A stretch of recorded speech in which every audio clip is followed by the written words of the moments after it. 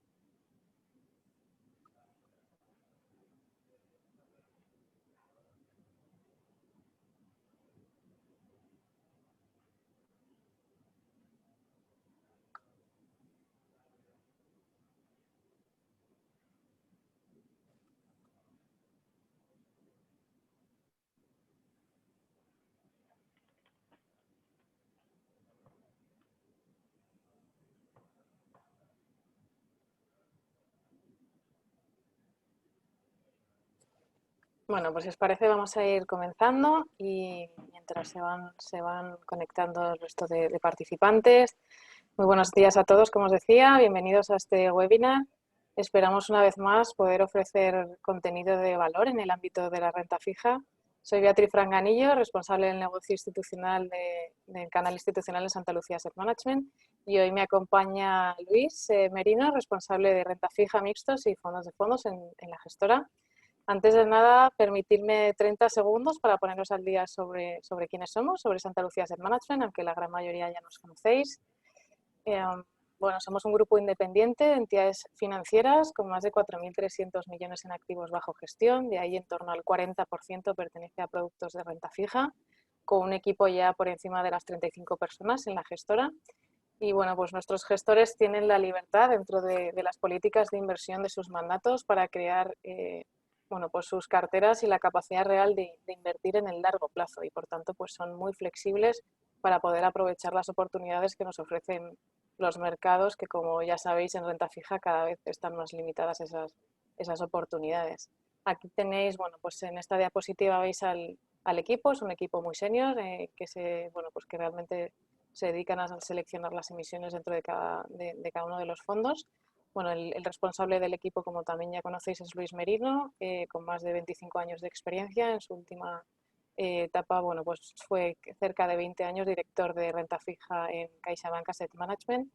Y bueno, pues también forman el equipo otras dos personas, Ignacio Díez y Carlos Cuya, bueno, pues también con un background bastante importante dentro del mundo de la renta fija. Y bueno, pues hoy vamos a tratar, como ya sabéis, no sobre si vamos a invertir o no en renta fija o si hay que invertir o no en renta fija o en otras clases de activo, porque vosotros ya sois expertos en realizar ese asset allocation para las carteras de vuestros clientes, pero sí deciros que nosotros somos partidarios de siempre tener renta fija en cartera, porque diversifica y porque protege las carteras en escenarios de alta volatilidad, como pudimos ver en marzo del año pasado. Evidentemente siempre dependerá del perfil y del horizonte temporal de cada cliente, pero estamos convencidos de que hay que tener sí o sí renta fija en cartera. No olvidemos que, bueno, pues desde hace años llevamos escuchando que los mercados de renta fija estaban rotos, estaban prácticamente muertos allá por 2013-2014, y hoy en día, bueno, pues seguimos generando rentabilidades positivas en algunos casos, como es el equipo de Luis. Por tanto, bueno, pues Luis hoy nos desvelará si continuaremos con este escenario de tipos actual en los próximos meses y años, y hablaremos también de inflación, de esa palabra tan utilizada en los últimos meses. Y bueno, cuando hoy, como os decía, Luis tiene ese reto importante de explicarnos, bueno, pues cómo ha obtenido también esas rentabilidades positivas en los fondos que gestiona su equipo en el entorno actual de renta fija y de tipos, ¿no?, de mercados actual. Así que, bueno, pues Luis, te cedo la palabra. Muchas gracias, Beatriz. Bueno, pues muchas gracias a todos. Muchas gracias por conectaros, por vuestro tiempo.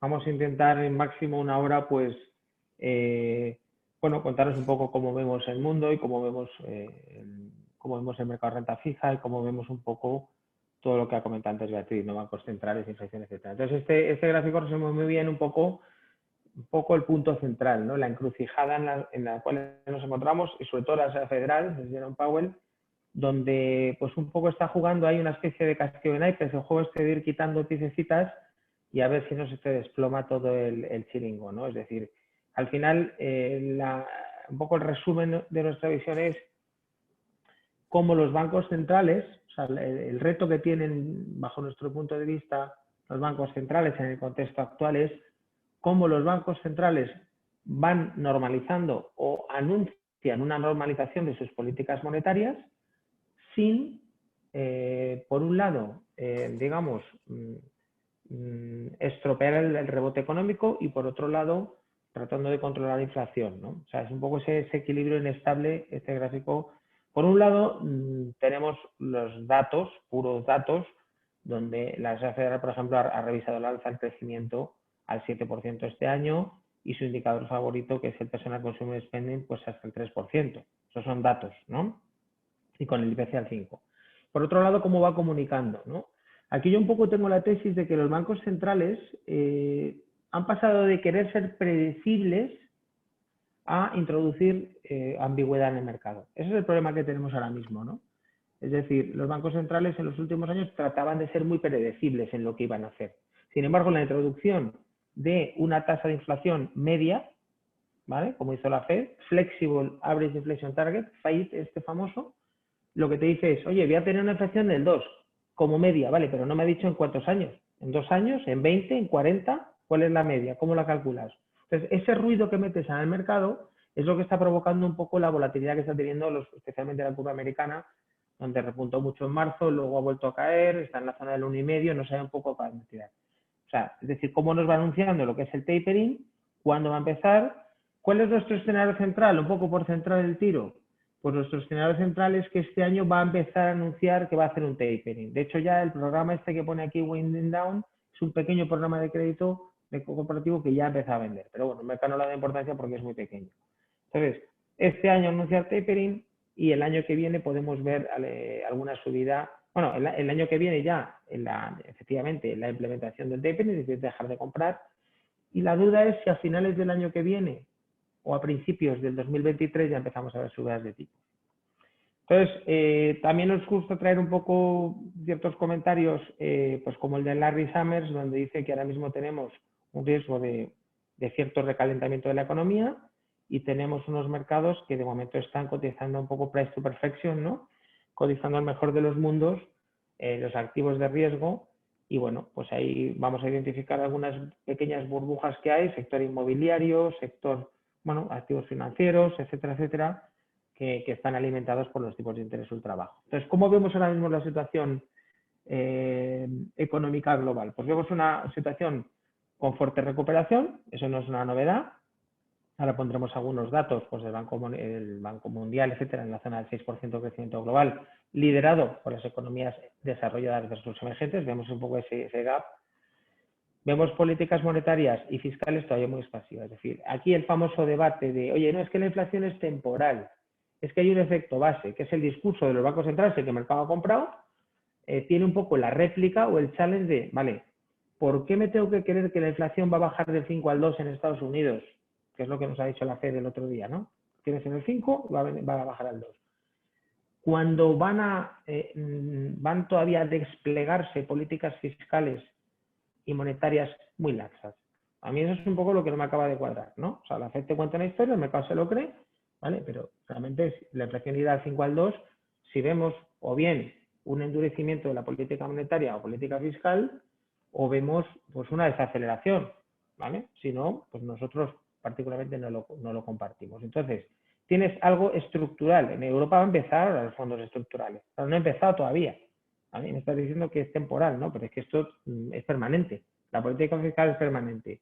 La política monetaria va a ser lenta en normalizar. Por lo tanto, efectivamente hay un efecto base. Luego entraremos un poco, ¿no? Vale, pues que te va a caer la inflación algo próximos trimestres, de acuerdo. Pero de ahí que baje del 5 al 2, para mí es demasiado optimista el planteamiento que ahora mismo ha comprado el mercado. Tenemos fuerte crecimiento, políticas fiscales y monetarias muy expansivas, reducción de desempleo, y tenemos incremento de materias primas, etcétera, alimentos, que luego pondremos unos gráficos, ¿no? Por lo tanto, conclusión, nosotros vemos que hay inflación. Hay inflación significa que está por encima de los objetivos del Banco Central. No significa que vaya a estar, permanecer en el 5. Significa que si los bancos centrales tienen un 2, vemos, el Banco de Inglaterra te ha dicho también la semana pasada que podemos ver inflaciones por encima del 3. Es decir, vemos inflaciones por encima del objetivo de los bancos centrales. A lo mejor en Europa un poquito más bajas, en la zona del 2, ligeramente por encima, en Reino Unido a lo mejor en la zona del 3 y a lo mejor en Estados Unidos en la zona de 3, 4. ¿Vale? Que eso sigue siendo inflaciones superiores. Y por lo tanto, eso va a obligar a los bancos centrales en algún momento a cambiar su discurso. No sé si en Jackson Hole, que se reúnen en verano para hacerlo coordinado, o cada uno por su cuenta. Pero, entonces, lo que hemos visto en el mercado es que esa inflación ha provocado el primer trimestre un bel steepening de las curvas, y cuando ese discurso, pues un poco acá al lado de la Fed del último discurso, pues ha habido un cierto bear flattening. ¿Por qué? Pues porque, hombre, pues repuntan los cortos y los largos plazos están bastante sujetados en el bono americano en el 1,5. Entonces, nuestra tesis, oye, recuperación económica robusta, más en los desarrollados que en los emergentes, tensiones de precios que ya se están cristalizando en Estados Unidos con el IPC al 5, y el mercado comprando un poco el discurso de los bancos centrales de que solo son efectos transitorios y por lo tanto los largos están bastante sujetados, los tipos largos. Nuestra opinión, ni es todo temporal ni es todo transitorio, ¿no? Es una zona gris, esto no es blanco ni negro. Por lo tanto, podemos quedarnos en inflaciones inferiores a las actuales de Estados Unidos, pero superiores a los objetivos del Banco Central. Es un poco nuestro punto, ¿no? Vamos a situarnos por encima de objetivos del 2, pero un poco por debajo por el efecto base de los niveles actuales del 5% en Estados Unidos. Y para mí la clave es un poco la última frase, es decir, cuanto más tarden los bancos centrales en reaccionar y normalizar sus políticas monetarias, ¿qué es lo que están haciendo? Lo que están haciendo es tratar de errar, en vez de por el lado de subo antes de lo que debería, voy a preferir errar por subo después de lo que debería, o normalizo después de lo que debería, por apuntalar el crecimiento, apuntalar el empleo, etcétera. El riesgo que hay es que cuando tengas que subir tipos, lo vas a tener que hacer con más intensidad y más violencia de lo que te gustaría, porque llegas muy tarde y vas muy por detrás de la curva. Ese es un poco nuestro principal argumento. Entonces, bueno, crecimiento global ya lo sabemos, vamos a estar creciendo por encima de los niveles pre-COVID. La recuperación actual es una recuperación que no se veía desde el año 75, es decir, esto es desde la recesión en los años posteriores. El crecimiento que vamos a tener de rebote post-COVID previsiblemente vaya a ser pues, de los mayores que hemos tenido desde las últimas recesiones. Las revisiones de los organismos, en este caso Banco Mundial, son al alza. Fíjate que aquí en Estados Unidos, aquí ponemos la revisión de enero y la de junio, ¿no? Pues te habla de un 6,8 en Estados Unidos, que a su vez la Fed ya te lo ha llevado al 7. Es decir, que vamos constantemente revisando el alza. Es verdad que tenemos ahí un pequeño riesgo, bueno, un pequeño, es el tema de la variable delta, que podría un poquito ralentizar esas tasas de crecimiento, porque si el verano lo pasamos un poquito todavía con ciertas restricciones, pues a lo mejor es un poquito un freno. Pero no vemos lockdowns, no vemos que nos vayamos a confinar otra vez. Es decir, lo que vemos a lo mejor que ese rebote a lo mejor es un poquito más suave por el tema del delta. Parece que las vacunas actuales son válidas para delta, pero el mercado está poniendo un poquito nervioso que si no son válidas, que si tal, ¿no? Entonces, esa recuperación, lo que decimos es que va a ser una recuperación muy potente en desarrollados y muy débil en emergentes. ¿Por qué? Porque la anterior crisis financiera fue una crisis financiera global, liderada por economías desarrolladas, y por lo tanto aquí la recuperación fue mayor en emergentes. Esto va a ser al revés. En esta crisis no es una crisis financiera, es una crisis sanitaria, social y de movilidad, y por lo tanto los bancos no son el problema, son la solución. Los gobiernos han implementado políticas fiscales muy expansivas, pero los sistemas sanitarios de emergentes están a años luz de los desarrollados. Y por lo tanto, si hemos sufrido aquí presión sanitaria, UBIs y tal, imagínate en África, en Asia, etcétera. Cuando además, aquí tenemos en un gráfico, me adelanto un poquito, los niveles de vacunación en África son ínfimos, en Asia, etcétera, mucho más bajos que en el mundo desarrollado, ¿vale? Y aquí estamos poniendo también un poco la evolución de la pandemia, donde el mundo desarrollado, efectivamente, ahora con Delta, pues esto ha tenido una cierta estabilización, no ha seguido cayendo, pero estamos muy por debajo del mundo desarrollado, donde los casos todavía son altos, ¿vale? Las tasas de ahorro que se han generado durante esta pandemia pues son altas, es decir, aquí estamos pintando desde el año 19 y todos los niveles de ahorro de todas las economías son muy superiores a los niveles pre-COVID. Es decir, que estamos rebotando con medidas políticas de política monetaria y fiscal muy potentes que permanecen, con tasas de ahorro embolsado que está ahí, ¿vale? Entonces, en comparación con los niveles previos al COVID, con precios de los commodities, materias primas mucho más altos, que ahora lo veremos, etcétera, etcétera. Entonces, consecuencia, Estados Unidos va hacia el pleno empleo. Lo que pasa es que luego introduce también en su framework, ¿no? Pues otra ambigüedad, ¿no? El desempleo tiene que ser sostenible, tiene que ser, ¿no? Digamos, en todas las capas de la población. Entonces se está metiendo ruido, porque la propia FED te ha dicho que el objetivo de desempleo es un 3,5, va a alcanzar un 3,5, que es más bajo del 4, que era el pleno empleo del anterior, del nivel pre-COVID, y si eso no le vale porque tiene que ser inclusivo y porque metes una variable ahí ambigua, pues claro, lo único que mete ruido al mercado. Pero está claro es que la tasa de desempleo de Estados Unidos se va a acercar al pleno empleo y va a tener muy poca justificación la FED para tener todavía políticas monetarias muy expansivas. Y luego los indicadores de precios, que vamos a meter aquí muchos, pues vamos a poner una gama de datos que te están apuntando a inflación. Empezamos por el que utiliza la FED, Personal Consumer Spending, que como decíamos antes estaba ya también en la zona del 3. Entonces, han publicado el 5, el mayor nivel de inflación en 13 años, eso es así. ¿Hay factores temporales y coyunturales? Sí. ¿Hay efecto base? Sí. Pero luego también tenemos que ver que la inflación subyacente está al 3,8. Ahí estamos quitando muchos factores volátiles y estamos al 3,8, muy por encima del 2, que es tu objetivo. Entonces, si los bancos centrales no son capaces de controlar esta variable, que para nosotros es clave, va a ser por detrás de la curva y vas a tener que endurecer con más intensidad y virulencia porque vas a llegar tarde. Aquí hay una cosa, este gráfico me ha parecido curioso porque realmente a medida que tenemos más edad, vamos incorporando más variables monetaristas, ¿vale? Es decir, hacemos una visión, ¿vale? Los que tenemos entre 40 y 60 y los que tienen más de 60, ¿vale? Prevén más inflación. La gente joven ha comprado más la tendencia más reciente en los últimos años de globalización, Internet, que son factores deflacionistas y que por lo tanto han mantenido a raya la inflación hasta este momento. Pero también es verdad que esta crisis pues, ha replanteado muchos temas, entre otras la globalización. Esto sería un debate ya mucho más largo, pero bueno, si se traslada la producción desde China a otros sitios, es inflacionista. Si los microchips hay un cuello de botella en Taiwán y se lleva a otros sitios, es inflacionista, etcétera, etcétera. Entonces, lo que vemos en Estados Unidos es que las ofertas de empleo no se están pudiendo cubrir porque la gente tiene los cheques y prefiere no trabajar. Con lo cual no queda más remedio que hay que ver, que todavía no se ha visto, inflación salarial. Es decir, cuando no se puedan cubrir estas vacantes, no queda más remedio que subir el salario para hacer más atractivo la cobertura de esas vacantes. Precios de alimentos disparados. No hace falta explicar mucho, el gráfico se explica por sí solo.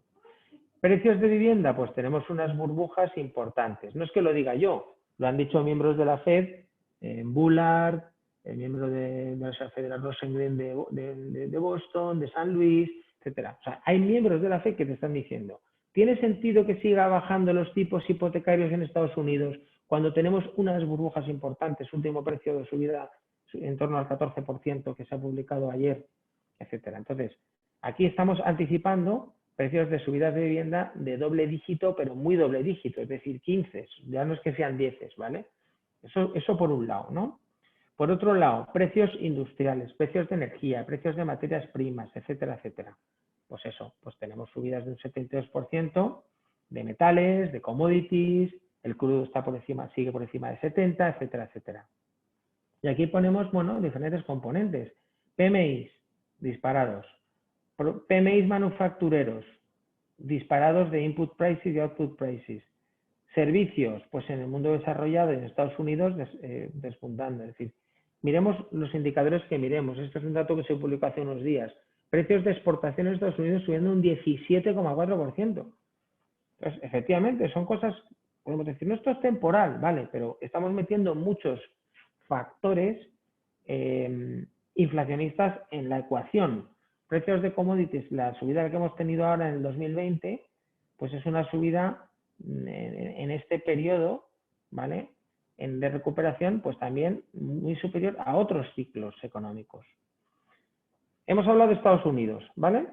En Europa la situación la vemos diferente, en el sentido de que no hay una presión inflacionista tan acuciante, de momento estamos en la zona del 2%, no descartamos que en Alemania se pueda acercar 3 y pico, 4%, pero digamos que aquí está un poquito más a raya, ¿vale? Por lo tanto, un poco quien va a liderar, pensamos, el movimiento de normalización de políticas por inflación va a ser Estados Unidos y Reino Unido antes que la eurozona. Pero también vemos muy difícil que no se contagie en los tipos largos, si hay un steepening de las curvas en Estados Unidos, en Reino Unido, etcétera, etcétera, que el boom sea inmune. Por lo tanto, tenemos una previsión del boom más en la zona del 0 que en la zona negativa, y una previsión del boom americano más en la zona del 2 que en la zona del 1,5 actual, ¿vale? Los mercados de renta fija, bueno, pues ya sabéis lo que han hecho, ¿vale? Voy a un breve resumen donde si tú has estado invertido en renta fija, típicamente en los índices con duraciones 7, 8, pues estás perdiendo en torno a un 2% aproximadamente. Si estás en más súper largos, pues 3, 4%. Y es un año que hemos dicho que es un año de transición, es un año de travesía del desierto en la renta fija, donde el hecho de estar en positivo ya es un éxito. ¿Por qué? Porque aquí lo tenéis, o sea, principales índices de agregados, de gobierno, de crédito, etcétera, pues estás en negativo. ¿Es verdad que el high yield lo ha hecho bien? Sí, porque es un nicho de mercado que se beneficia sobre todo del estrechamiento de diferenciales, por la mejora del ciclo y no tanto por el efecto duración. Pero no deja de ser un nicho del mercado, ¿vale? Un segmento, una esquina del mercado comparado con todo lo que es gobiernos, investment grade, etcétera. Y luego, pues bueno, la parte de financieros subordinados, que nosotros también la hemos jugado, etcétera, pues también ha ido bien, ¿vale? Pero en general estamos hablando de un año en negativo year to date en la renta fija. Aquí gráficamente la misma idea, es decir, tú has estado perdiendo en los largos, pues en la zona de un 3%, ¿vale? Y solamente aquí en los plazos cortos estás más o menos a 0, en 1,3, y en high yield. Y sí, el crédito pues se ha comportado bien, sí, ha estado estable, te ha protegido algo, pero no te ha evitado, si tú has tenido crédito duraciones 3, 4, 5 años, estar en negativo este año.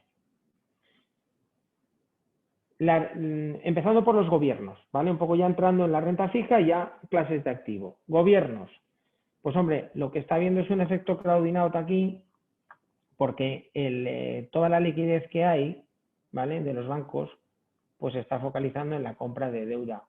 Aquí se ve muy claramente, o sea, se inyecta liquidez y realmente en vez de ir a la economía real vía préstamos, lo que se hace es comprar tesoros porque hay una ingente cantidad de papel de tesoros que viene al mercado, ¿vale? Entonces, aquí lo que estamos viendo es que los bancos centrales cada vez son más importantes en sujetar el propio mercado de deuda. ¿Por qué? Porque los jugadores privados, por ejemplo, aquí estamos pintando, por ejemplo, las compañías de seguros, cómo cada vez tienen menos deuda y cada vez más los bancos centrales, en este caso Banco de Inglaterra. Es decir, hay un efecto crowding out, es decir, al final la deuda que se le va a comprar los propios bancos centrales vas a echar fuera del mercado porque las TIRES no pagan. Y los balances de los bancos centrales se han multiplicado por 6-7 veces. Dime, Beatriz, ¿hay alguna pregunta por ahí? Hola, Luis. Sí, recordar bueno, al público en general que nos pueden ir haciendo preguntas, que tienen abajo un botoncito donde pone preguntas que nos las pueden ir enviando. Al tema de lo que ibas comentando, nos han enviado una pregunta y es que dice, la FED ha anunciado que va a comenzar a vender los bonos corporativos adquiridos en el programa antipandemia, pero ¿qué va a suceder con la deuda pública? Correcto, muy bien, porque además es una de las cosas que hemos puesto aquí. La pregunta hace referencia, en el grafiquito este de Powell del principio, ¿vale?, a una cosa curiosísima, perdonad que tire para atrás, que es que el wind down del programa ha sido muy desapercibido. A mí lo que me ha resultado curioso de eso no es tanto que deje de comprar bonos, sino que los venda. Si los bancos centrales nos habían contado hasta ahora que los bonos que compraban los permanecían en balance y lo único que pueden hacer es dejar de comprar. Bueno, pues la FED resulta que hace unas semanas nos ha dicho que va a vender esos bonos. Entonces es como un trader, ¿no? O sea, ahora los compro, ahora los vendo, ¿o qué? Entonces, eso es una cosa que el mercado, como digo, ha pasado desapercibido. ¿Por qué? Porque era muy poco importe. Es de acuerdo, de 7, nos hemos quedado aquí en el balance del Banco Central, ¿no?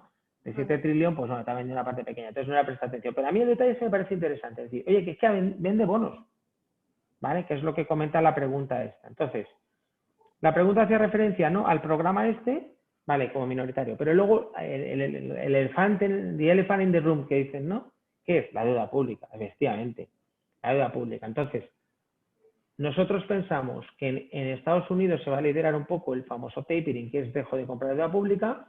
Como he comentado antes, hay mucha presión en la parte de mortgages, que va muy ligado a, ¿no?, hipotecas, etcétera, que va muy ligado a deuda en el programa propio suyo de mortgage y tesoros.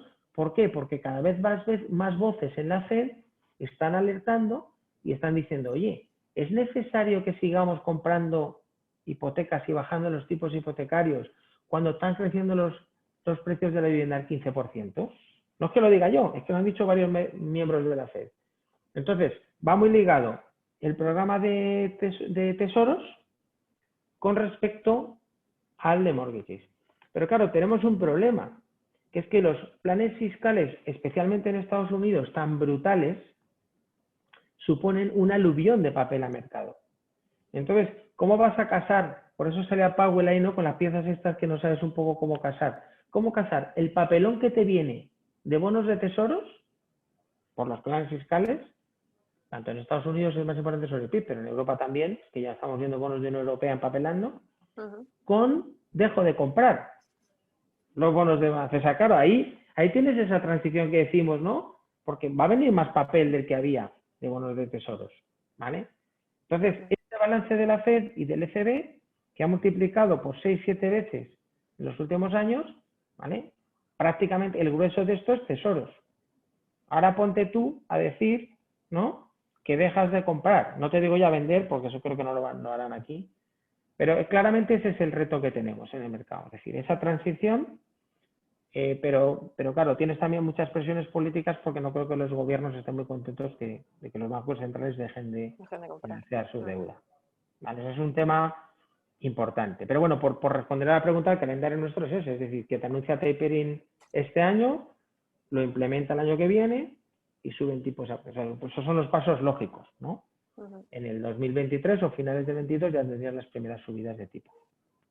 Muchas gracias, Luis. Vale, entonces, gracias a vosotros por la pregunta.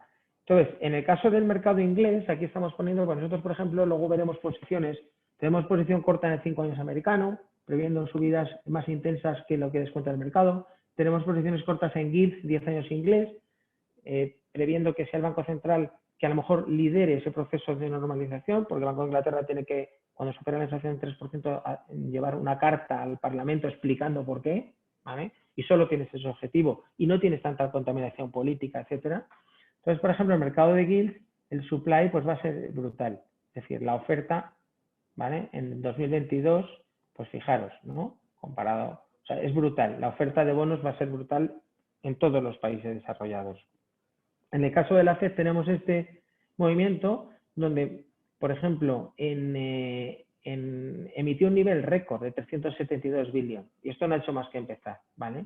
La Reserva Federal cada vez compra menos y cada vez hay más papel. La finalización de la exención de los treasuries, sabéis que los bancos tienen una exención para que no le computaran el leverage ratio, es decir, el ratio de capital no ponderado en los balances. Esa exención se ha acabado. Y, oye, usted tiene deuda, usted no le computa en risk weighted, pero usted le computa en el leverage ratio, ¿vale? Pues eso salió y no va a estar permanentemente con medidas de emergencia cuando ya no estamos en emergencia.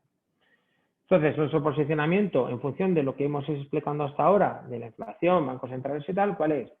Pues hemos estado cortos en curva americana, empezamos con el 10 años en primer trimestre, pagó bastante hasta que teníamos un target de 200 puntos básicos que ya llegó en la reunión anterior de la Fed. Esa posición corta la hemos migrado al 5 años, donde seguimos teniendo esa posición corta y donde nuestro próximo objetivo es el 1% en el 5 años americano este año. Mantenemos coberturas de boom porque es nuestro mercado natural, quizá con menos convicción, porque yo ya estoy un poco aburrido del tema del corto de boom porque no acaba de pagar, pero bueno, hay que tenerlo porque al final vemos solo un lado, es decir, aunque ese lado que sea el terreno positivo, pues tarde en llegar porque está muy soportado. Y, como he dicho antes, pues también una posición de cobertura en gilts inglés. Es decir, tenemos coberturas diversificadas y tenemos coberturas donde pensamos que los bancos centrales van a liderar el endurecimiento, que no va a ser el ECB, va a ser la Fed o el Banco de Inglaterra. ¿Vale? Entonces, mantenemos un poco las coberturas de tipo de interés en gobiernos y dentro de gobiernos en esos mercados. ¿De acuerdo? El tema de pendientes, pues bueno, después del steepening que ha habido en el primer trimestre, liderado por la curva americana, ha habido un cierto flattening, pues como de descanso tras el discurso de la Fed, porque el mercado se cree que la Fed va a controlar la inflación, cosa que nosotros no compartimos. Y muy en línea con esto, pues los break-evens te han hecho este movimiento. Después de superar el 2,5 o el 5 años el forward rate en Estados Unidos, que son, como sabéis, las expectativas a futuro de inflación, pues después de este rally brutal de los últimos meses, donde te ha pasado del 1 al 2,5, pues ahora ha tenido un cierto descanso. Pero ojo, el Brent está por encima está en la zona de 70-75 dólares, ¿eh? O sea, el Brent no te ha caído, que es la línea azul esta. Estados Unidos, en Europa o en la zona euro, ese repunte es más moderado, más suave, y en Japón también muy suave, muy plano, ¿vale? Pero estos son cómo las expectativas de inflación se van incorporando en los precios de los activos. Y lo que parece sorprendente es que mientras que las expectativas de inflación se van revisando al alza, bancos centrales, etcétera, etcétera, pues resulta que ha habido en las últimas semanas una relajación. Esto es ¿no? ¿Ves? El mercado un poco lo anticipó primero, en el primer trimestre. La línea naranja es el mercado, expectativas. Y las otras líneas son hard data. O por lo menos no hard data, pero digamos expectativas de inflación. Entonces, el mercado se ha adelantado en el primer trimestre y ahora está un poco consolidando. Y ahora lo que ha hecho es el catch-up, lo que son los datos más fundamentales, ¿no? Pero pensamos que este proceso va a seguir subiendo. Y bueno, pues en los tipos de interés en la eurozona, como he dicho antes, pues hay factores de demanda doméstica embalsada tras la pandemia que está presionando al alza, ¿no? Pero no hay que olvidar que tenemos unos tipos de interés reales en mínimos. Es decir, que las políticas, condiciones financieras que le gusta hablar a la ECB, ahora está de moda, en vez del objetivo del 2%, hablar de las condiciones financieras, que es incorporar otra vez ambigüedad. Porque si tú me hablas de inflación, ya estás al 2. El ECB, ahora estoy hablando del ECB, ¿vale? Ya estás al 2, que es tu objetivo. Y sigues con políticas financieras, con políticas monetarias, perdón, ultralaxas. Entonces incorporas, no, porque las condiciones financieras ¿qué son? Los tipos de interés reales, menos 1,75 en Alemania. O sea, son condiciones financieras extremadamente laxas todavía, ¿vale? Y que siguen soportando crecimiento económico, inflación, etcétera, etcétera. Y luego ya un poco, si vamos ya dentro del mundo de la renta fija, a ver dónde vemos valor o ya en hacer clases ya más concretas, bueno, pues lógicamente por un lado decimos, nos gusta más el crédito que los soberanos, sobre todo es como última opción, es decir, dentro de la renta fija no me gustan los soberanos, pues oye, pues tendré que tener crédito, vale. Dentro del crédito, ¿qué ratings o qué asset classes nos gustan más? Bueno, pues yendo un poco por rating, pues el rating de calidad pues no lo vemos atractivo. ¿Por qué? Porque el AA, el spread AA prácticamente es inexistente frente al AAA. Es un activo muy escaso, muy caro, no tiene valor, bajo nuestro punto de vista no tiene recorrido. Entonces, bueno, pues tienes que estar en la zona single A, en la zona triple B, por eliminación, si quieres, ¿vale? Entonces, preferimos capturar el spread en triple B, ¿no? Y luego, en términos geográficos, estamos muy positivos y llevamos ya tiempo en economías nórdicas. Las economías nórdicas han demostrado ser muy potentes, ser muy solventes, tener unos niveles de deuda muy bajos.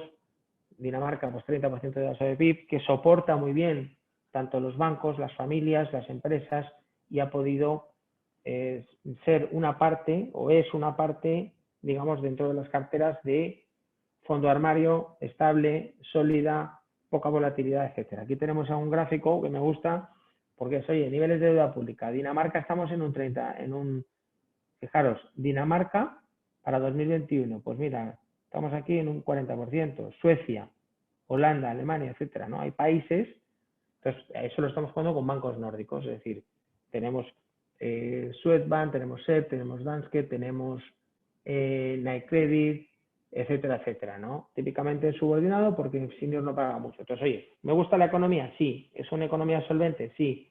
Pues voy a meter en cartera activos que descorrelacione. Es compatible, luego veremos, con banca periférica. ¿Por qué? Porque banca periférica tiene otros drivers, que es el proceso de consolidación, que los veremos ahora, ¿no? Es decir, entonces, por seguir top-down, estamos en crédito versus gobierno. Dentro de crédito, segmento triple B. Sectorialmente o geográficamente, nos gustan los países nórdicos. Y sectorialmente, nos gustan más los financieros que los no financieros. Creo que el segmento financiero tiene muchas opciones, todavía sigue pagando dentro de subordinados, etcétera. ¿Por qué nos gustan los financieros? Porque la probabilidad de default es menor. Después de 10 años de construir balance y de reparar balances con más capital, de más calidad y de más cantidad que exigen los reguladores, los bancos han reducido su probabilidad de default. Aquí ponemos un poco el riesgo crediticio, pues es mucho menor, ha caído mucho menos, o sea, deteriora mucho menos en bancos que en no financieros. Y luego los downgrades igual, ha habido mucho más downgrades en corporate que en bancos, que en financieros. Luego aquí pues tenemos sectores donde estamos muy fuera. Oye, el tema de aerolíneas, el tema de viaje, ocio, tal. Estamos fuera porque, oye, desde el punto de vista del bonista, efectivamente nosotros buscamos un poco evitar riesgos de cola, evitar defaults, etcétera. Ya sé que desde el punto de vista de equity puedes decir, oye, esto va a rebotar, pero yo en el bonista me fijo más en el largo plazo, me fijo más en el balance y no tanto en la cuenta de resultados, porque prefiero compañías aburridas, estables, a compañías con upside, eso que lo pillen los accionistas si lo ven interesante. ¿Por qué decíamos que en el mundo bancario seguimos pensando que, bueno, el proceso de consolidación va a continuar? Pues porque España, por ejemplo, los 5 principales jugadores todavía siguen pesando un 50% del sistema. ¿Vale? Es decir, hay room para más consolidación, etcétera, y bueno, pues dentro de la parte periférica pensamos que hay una consolidación de spread, porque los eurobonos de la Unión Europea no dejan de ser eurobonos por la puerta de atrás, que es una mutualización de la deuda, por lo tanto eso significa un estrechamiento de diferenciales de periferia y core, y eso pues se puede expresar o jugar mucho mejor bajo nuestro punto de vista en bancos que en puro soberano, que ya ha corrido mucho la prima de riesgo. Entonces, dentro del sector financiero, como decimos, pues bueno, hay muchos nombres, hay muchos segmentos. El mundo Tier 2 es un segmento que estamos muy sobreponderados, y dentro del Tier 2, pues decimos, desde bancos nórdicos hasta, en algún caso, periféricos, ¿no? Aquí, por ejemplo, estamos pintando lo que serían el comportamiento de los spreads de los Tier 2 periféricos. Esto ha aportado mucho valor y creo que en algún caso puede seguir aportando, ¿vale?, valor en lo que sería por ese proceso de consolidación que decíamos. Luego, activos de nicho, tampoco voy a detener mucho aquí, pues el tema de Legacy Tier 1, es decir, instrumentos de capital no elegibles que están siendo retirados por el mercado y donde la EVA te está recomendando que desaparezca del mercado, y por lo tanto la probabilidad de call es mayor, y por lo tanto son bonos que hemos comprado, por hacerlo muy resumen, sin quererme extender mucho, en la zona, en algunos casos, de 70, 80, y están ahora mismo 90, 95 en precio. ¿Por qué? Pues porque el regulador te dice, oye, no quiero tener instrumentos de capital que me molesten en caso de resolución bancaria, que contaminen, que molesten, que estén en zonas ambiguas, y por lo tanto te recomienda este año retirarlos. Entonces seguimos ahí en nombres como BCCM, como ING, hemos tenido Barclays, que son instrumentos de nicho dentro del sector financiero. Y dentro del mundo del crédito, pues bueno, pues oye, pues el tema de híbridos, de nombres de alta calidad, temas de deuda subordinada, siguen siendo zonas donde el mercado todavía te paga algo, ¿no? Porque claramente el segmento de single A o de calidad, ¿vale?, tienes una duración elevada, elevado riesgo de tipo de interés que no queremos tener para un spread muy reducido. Entonces te obliga a irte pues a segmentos un poquito más, pues eso, Tier 2, subordinados, híbridos, etcétera, etcétera. Aquí estamos pintando un poco el spread de los híbridos. Aquí en los híbridos nuestra aproximación es empresas de máxima calidad, un EDF, un Orange, hemos tenido Telefónica, hemos reducido algo de EDP, etcétera, etcétera. O sea, nombres de calidad donde puede tener sentido estar justificado entrar en híbridos. En high yield en general estamos cautos, ¿vale? Sobre todo high yield corporativo, porque bueno, aquí son temas más idiosincráticos y aquí hay que ser selectivo, porque los spreads, pues en general, del high yield contra el MEN, pues son reducidos. Y luego, bueno, pues la dimensión ESG pues está ahí, es decir, los flujos cada vez son mayores, todos conocéis que ya se han incorporado en la directiva pues este ángulo, y la demanda de productos ESG cada vez es mayor. Ya supone el 25% de los activos bajo gestión y va a continuar subiendo. Y los green bonds todavía suponen un porcentaje entre un 4 y un 5% del universo de bonos. Sigue habiendo valor de escasez. Hay que valorar el famoso greenium, la prima verde. Oye, ¿cuánto me cuesta a mí irme a un bono verde? ¿Cuánto estoy pagando? ¿Vale? Es decir, ¿cuánto diferencial tengo ahí? Sí, Beatriz. Hola Luis, nos han hecho varias preguntas en cuanto al tema de ESG. Por un lado, si creéis que el tamaño actual del mercado de bonos ESG es suficiente para la demanda existente en este tipo de activo. Y por otro lado, si la valoración de estos bonos es justificada o atiende principalmente al hecho de ser activos ESG. Son dos muy buenas preguntas porque ahora está la moda de ESG, que es como el nuevo tsunami. A ver, voy a ser muy franco. ¿Hay suficientes bonos o va a haberlos? Va a haber mucho más bono de gobierno que de crédito. ¿Por qué? Porque los bonos de Europea, sociales, tal, verdes, no sé qué, los propios gobiernos van a emitir o están emitiendo ya. Es decir, que ahí tienes mucho papel, ¿vale? ¿Se puede generar valor dentro del mundo ESG? Pues ahí está ya el tema más complicado. Porque claro, si estamos diciendo que el valor está en nichos de mercado, en oportunidades, en diferenciales, en tal, ahí sigue habiendo un porcentaje muy reducido de bonos ESG. Es decir, en el mundo corporativo, hasta ahora era muy sesgado a utilities, bancos. O sea, tienes un universo donde no tienes todos los nombres que te gustaría tener, donde hay escasez, en definitiva. ¿Por qué? ¿No? Entonces, vas a tener que ser comprador forzado de bonos, vas a poder cumplir el expediente pues con bonos de gobierno, pero el valor añadido que vas a poder dar desde el punto de vista de gestión va a ser muy limitado. Esa es mi opinión.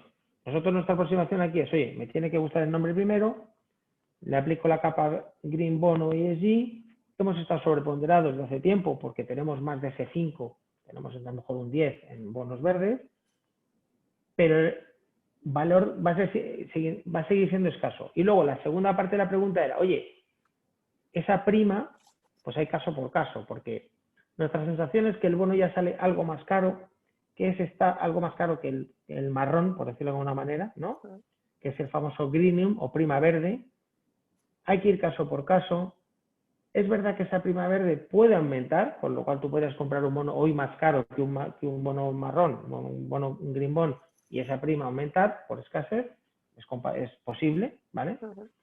Pero hay que ver caso por caso. Es decir, curva marrón, curva verde, quien la tenga, y comparar. Es igual que si ahora te comparas un cover bond con un senior prefer con un senior no prefer contra tier 2, es decir, hay curvas de valor relativo en cada nombre y hay que ir caso por caso. Entonces va a ser un tema que va a ir a más, evidentemente, cada vez más productos queriendo comprar esto, pero y luego otro tema de formatos, yo soy contrario al formato este que ha metido, por ejemplo, ayer Repsol de Sustainability Linked Bond, ¿no? Que tiene las características de Step Up, porque realmente tú estás corto de ESG. Eso lo decía yo el otro día en los emisores. Si yo me compro un bono con Step Up, si no cumple los KPIs, pues a mí me remuneras a mí porque no cumplas. Pero aparte metes complejidad, metes ambigüedad, hay que seguir KPIs, o sea, es un tema complejo, ¿no? Los Green Bonds y esos proceeds que es, oye, levanto 500 kilos, lo dedico a proyectos verdes. Vale, me parece más limpio, más transparente, más sencillo. Este nuevo formato de bonos ligados a KPIs sostenibles, donde tengo un step up si no cumple el emisor, nos están trasladando a los inversores un análisis muy complejo de cómo ese emisor va haciendo delivery en temas de ESG. Es un tema muy complejo, ¿vale? O sea que vamos a ir metiendo ahí complejidad en este mundo creciente. Perfecto, gracias Luis. Bueno, pues yo ya estoy terminando. Yo si queréis os hago un resumen, bueno, y por último un poco infraponderados en emergentes, ¿vale?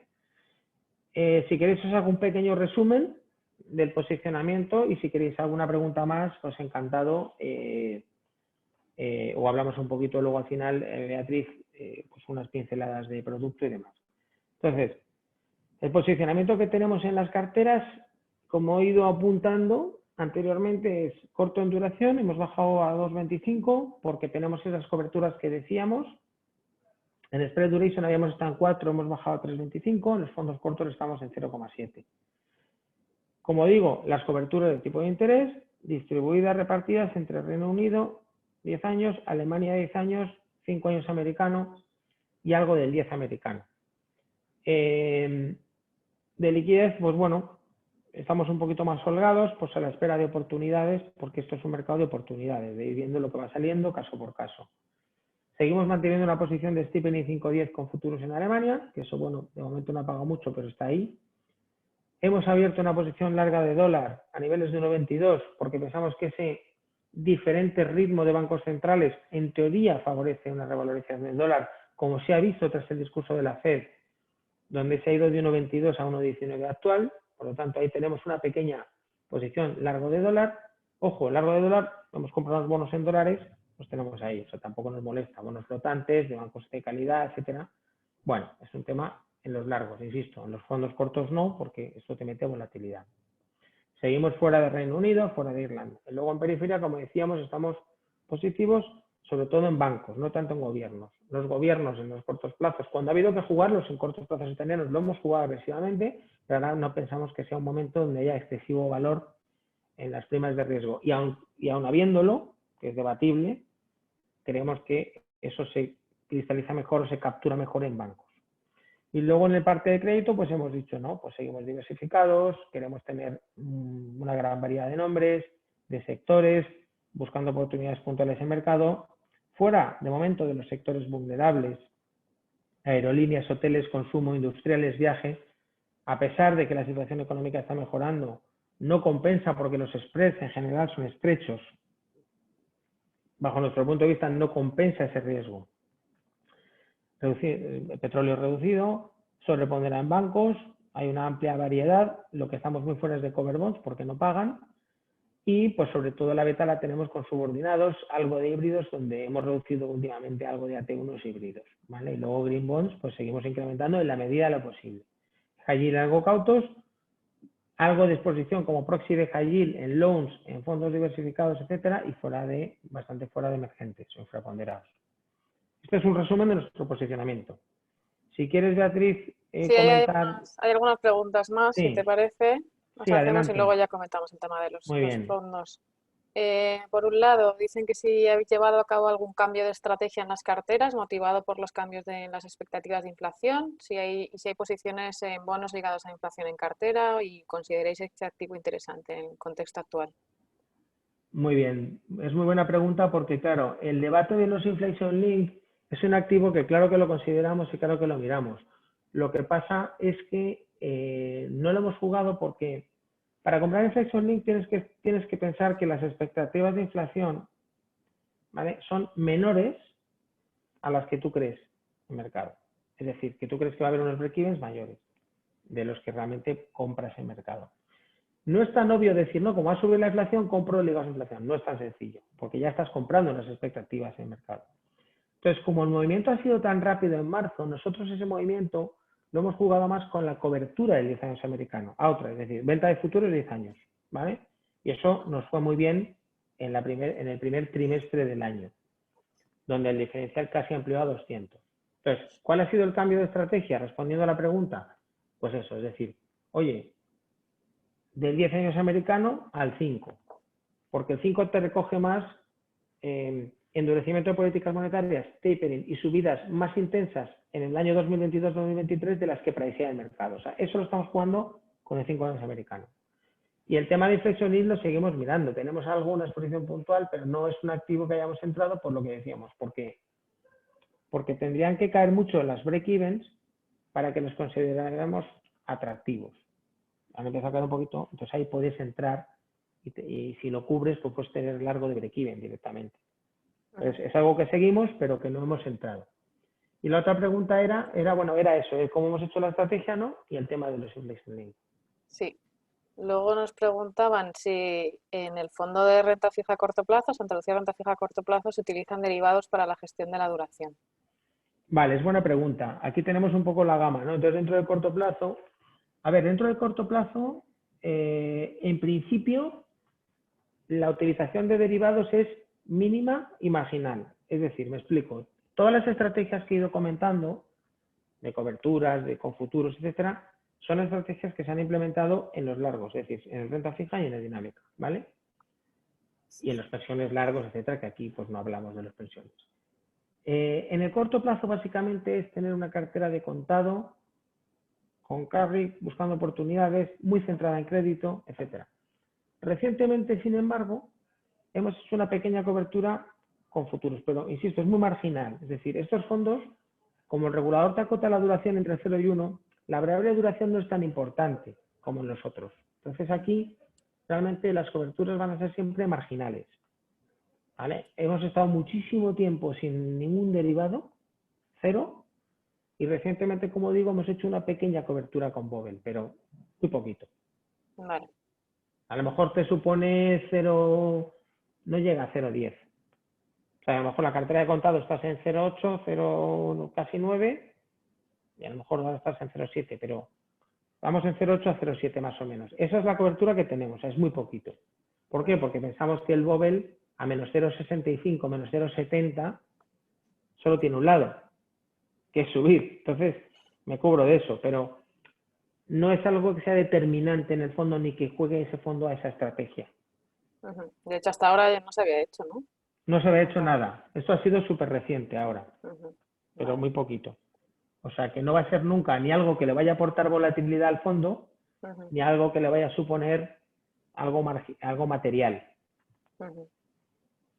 Vale, perfecto. Bueno, aquí como podéis ver está la gama de los tres fondos que gestiona el equipo de Luis, que es el primero es el renta fija a corto plazo, que como decía Luis tiene duración de 0 hasta 1 año, y luego renta fija y renta fija dinámica. La diferencia entre ambos, bueno, pues que renta fija dinámica puede ponerse corto en duración, desde -2 hasta +8.